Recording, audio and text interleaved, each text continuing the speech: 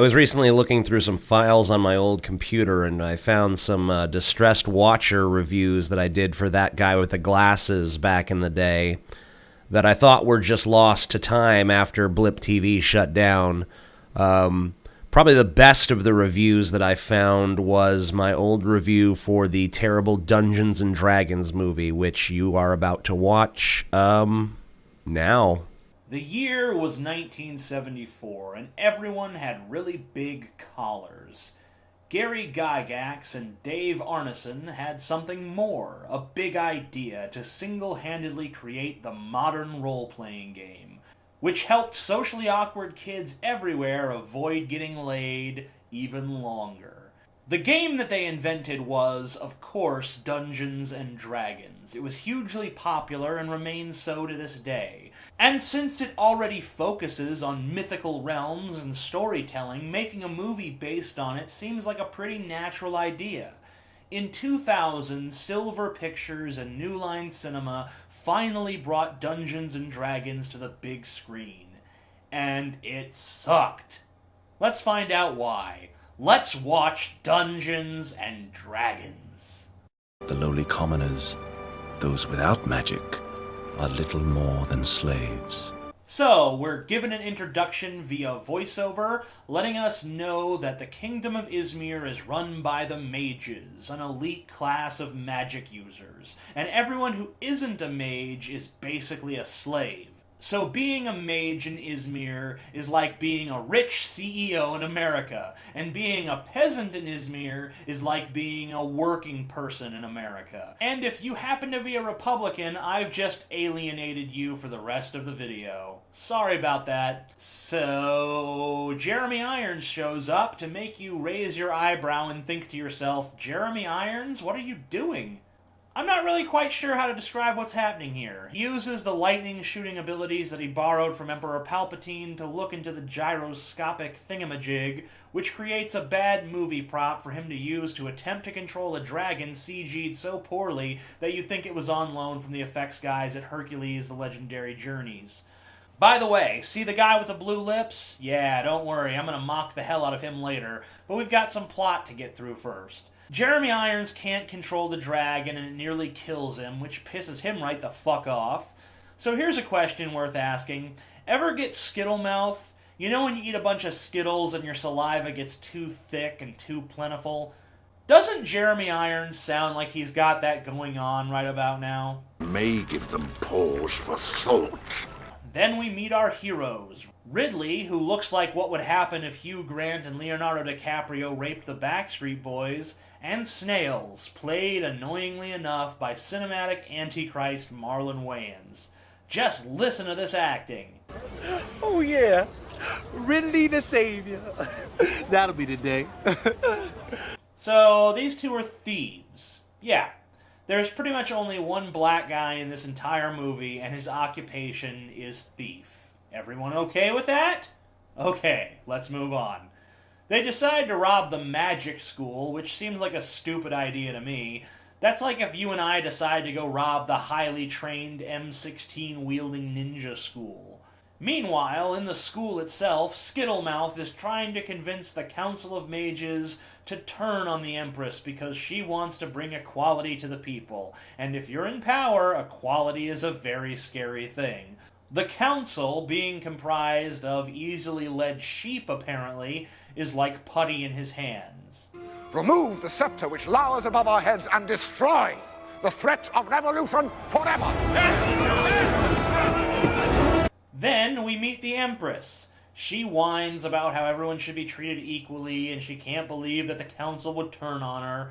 An old, long-bearded wise man tells her what she needs. What can I do to stop Profion? You must outsmart him. Over the past years, I have been searching for an ancient artifact called the Rod of Savril. It holds the same powers as your scepter, with one difference. It controls red dragons. Oh yeah, she needs the rod. Scepter to the council, and still have protection against Profion. I must have that Rod of Savril. He needs the rod. This movie is all about people trying to get the rod.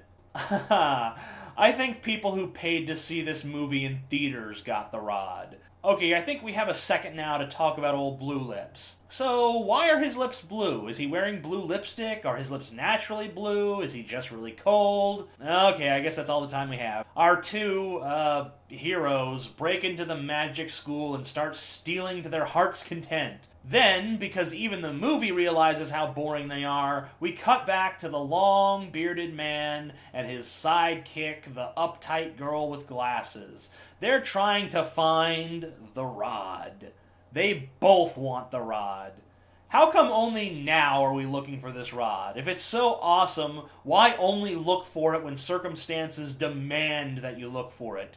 Shouldn't you have been looking for it all along? Also, if the council voted to take one rod away from the Empress, what would stop them from voting to take away the other? Anyway, our heroes are still stealing things when all of a sudden a bad special effect jumps out to scare the shit out of them. Wise man and uptight girl hear the commotion and she goes off to investigate. Snails, relax. Go back. It's an illusion. I knew that. So, the black guy is not only a thief, but he's uneducated and cowardly too. Everyone's still okay with that? Okay, let's move on. So, uptight girl catches our heroes with a bondage spell. Okay, this rope is obviously too loose to hold these guys. It's dangling on them, like they're struggling to keep it around them when they're doing this scene. Anyway, wise man screams in pain. Uptight girl runs to investigate, magically dragging our idiot heroes along. She encounters old Blue Lips and his thugs, killing the wise man. But she gets the scroll and escapes in the nick of time, still towing the morons behind her. Lady, please stop and listen. Escapes are our bread and butter. Oh yeah, you're awesome at escaping, which is why your reaction earlier to being caught by a mage was to stand in place and wait for her to shoot a rope around you. So then we meet this guy. Nice lid. You shouldn't have done that. You probably think this is some one-scene character of little consequence, but no, he's one of the main characters of no consequence. You get to spend a lot more time with him.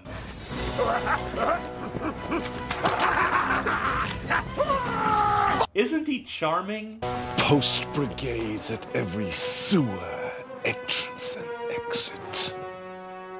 I want them found now. Oh yeah, that's how the line should be delivered, Blue Lips. Good acting. So our heroes are on the run. And by the way, at this point, if you were playing Dungeons & Dragons and the Dungeon Master came up with a plot like this, you would slap him in the face, would you not? Anyway, our heroes are on the run. Did I say that already? Well, it's all that happened in this scene. See how inconspicuous they are in their hooded cloaks that no one else is wearing? Yeah. Then this happens.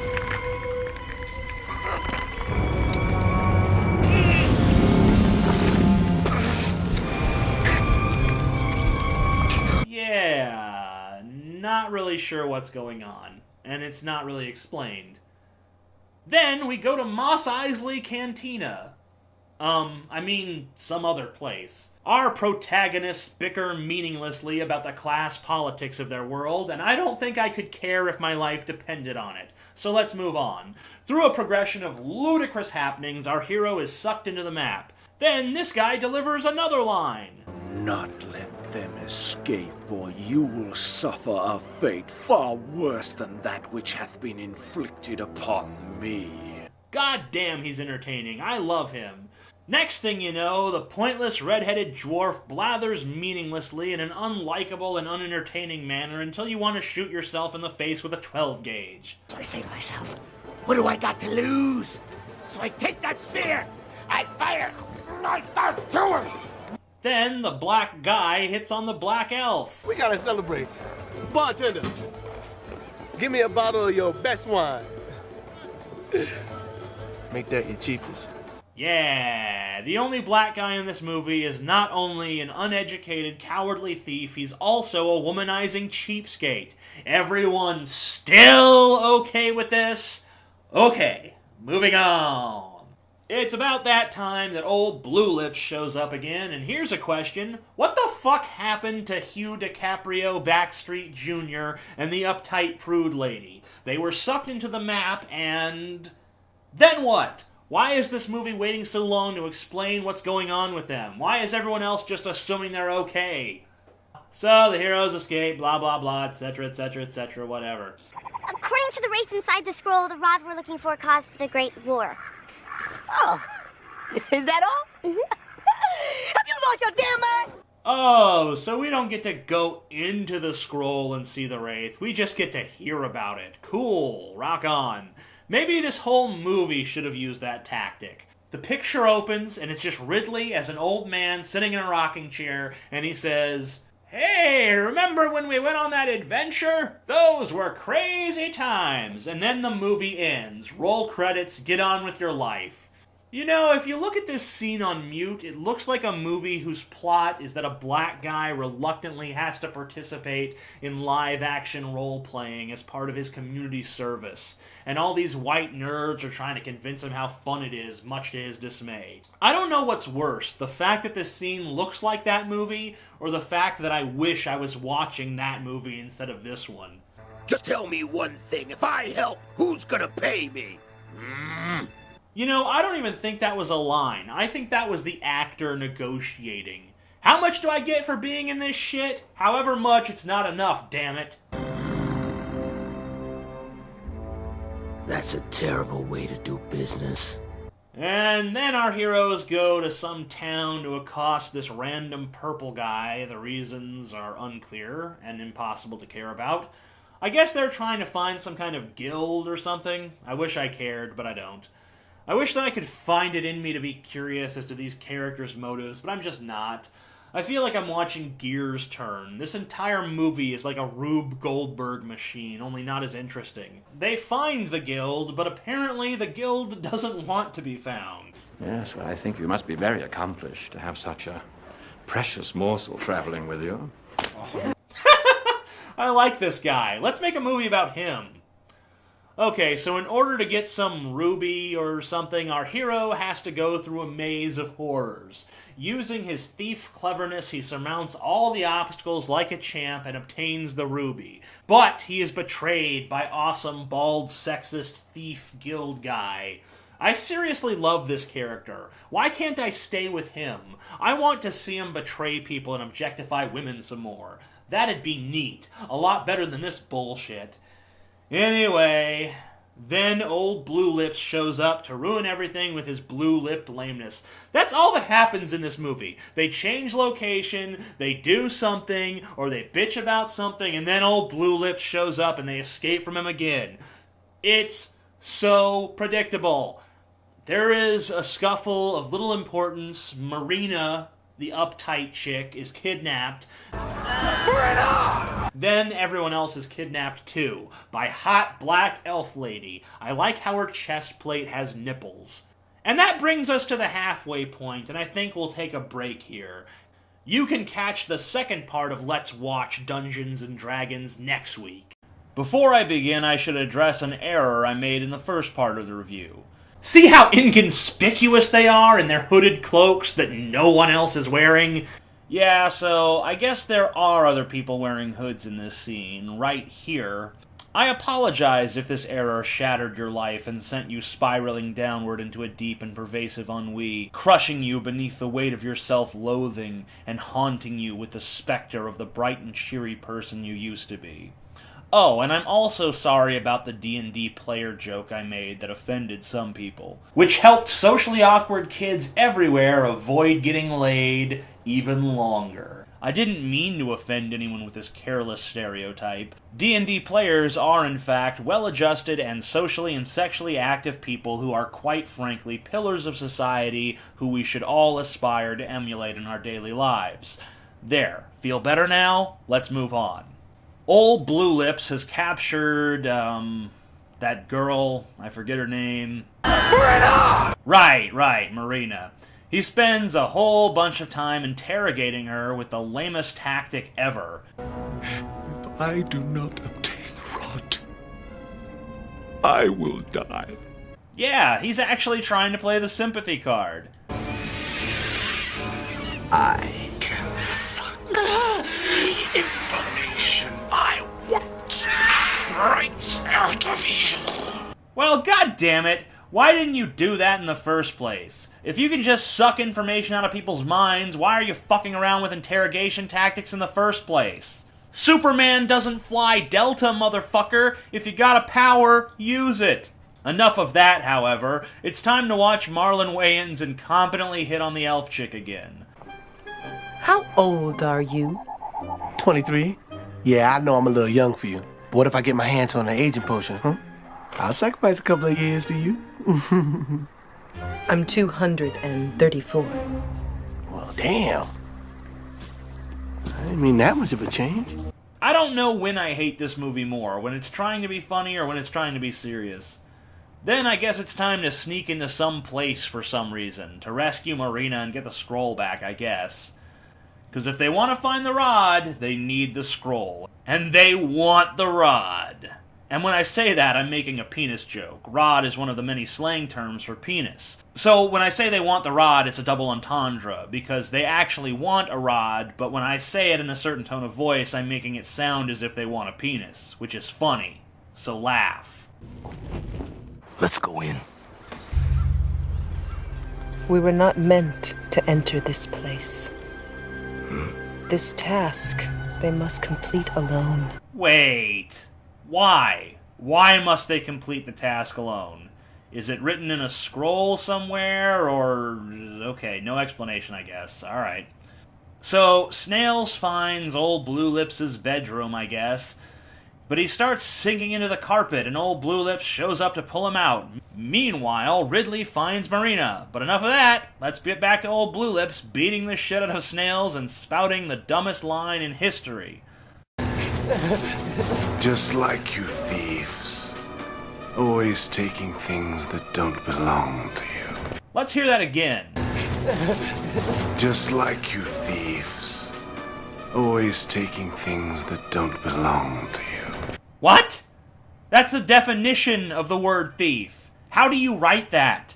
How do you write that and show it to others and get their approval and then get an actor to read it? It just doesn't make any sense to me. So, Ridley fights his way through a bevy of villains who wouldn't pass for Mighty Morphin Power Rangers quality in costumes or fight choreography. Then, Ridley has to kick this giant guy's ass, and like all giant guys in movies, he's nearly invincible. By the way, whatever happened to Marina's magical powers? She's a mage, but she never does jack shit, she just screams a lot. Seems like a shitty spell to me. Snails keeps on a-running from old Blue Lips, who continues to walk leisurely towards him. I never get this in movies. The good guy runs, the villain walks, and yet they seem to get places at roughly the same rate. Maybe the bad guys just run whenever the camera isn't filming them. Snails heroically gets the shit beat out of him. Ridley comes to save the day. Snails out!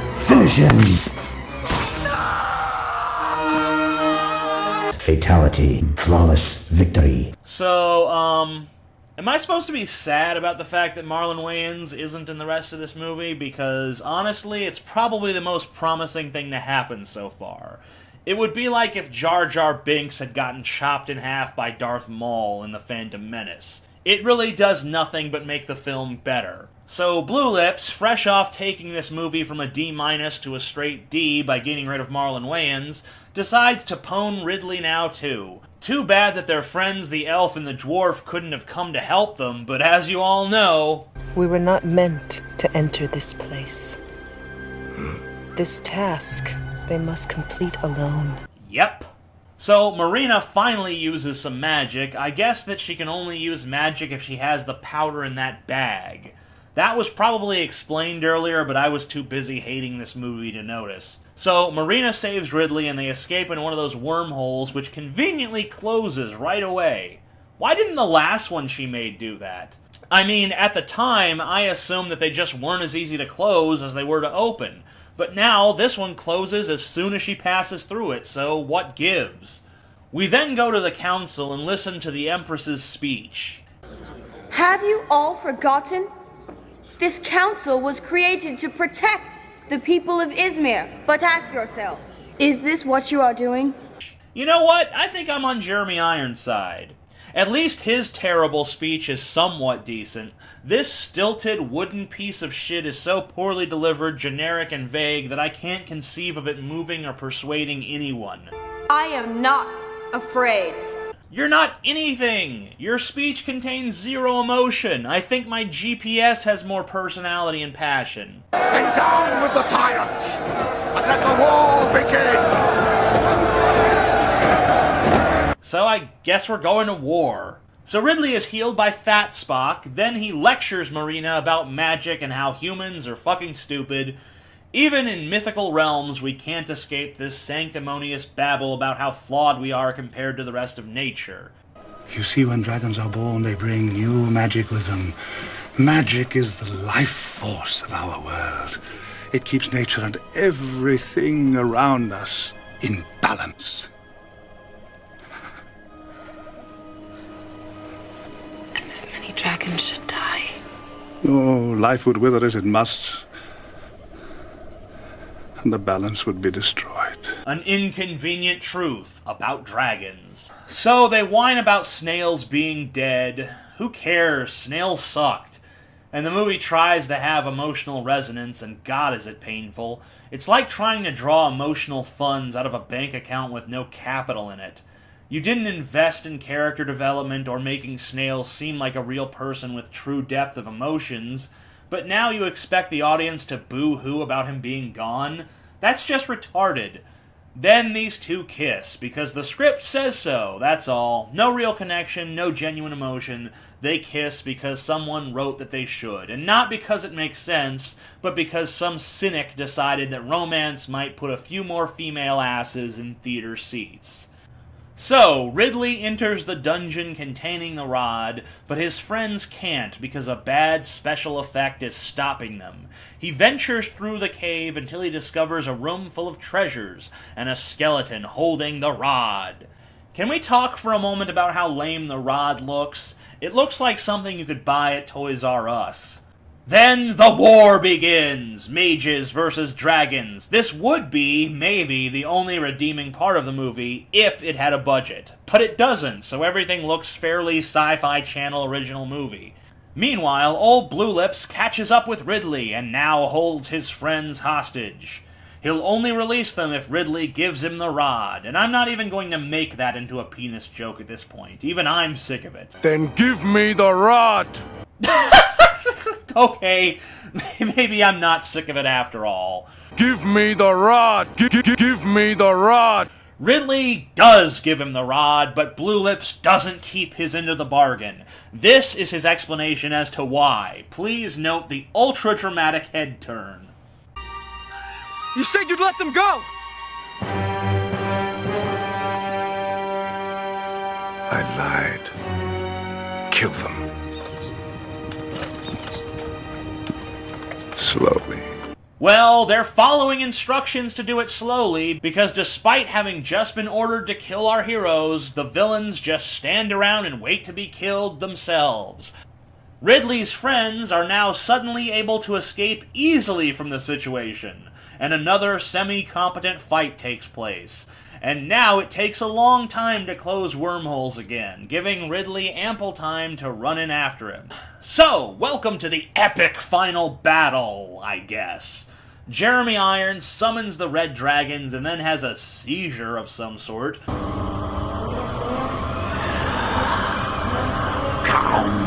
to me. Ridley takes advantage of them not knowing he's behind them by screaming for attention and demanding a one-on-one fight. Much better than just stabbing them in the back and saving the day. Old Blue Lips, our favorite character, is killed, at least until the bad made-for-TV sequel, where he is the only returning character. So, Ridley fights Jeremy Irons, while the dragon battle just serves as a screensaver in the background that never seems to impact anything happening in their fight. Ridley destroys the rod, the Empress shows up to be annoying, so Jeremy Irons tries to kill her, but is eaten by a dragon before he can finish the job. The kingdom of Izmir is saved, and everyone is declared equal. At long last, I do declare that you are now all equal. But I guess we still have to mourn Snails one last time. However, Snails' thieving, cowardly, womanizing, cheapskate soul is now inside the ruby. Then this happens.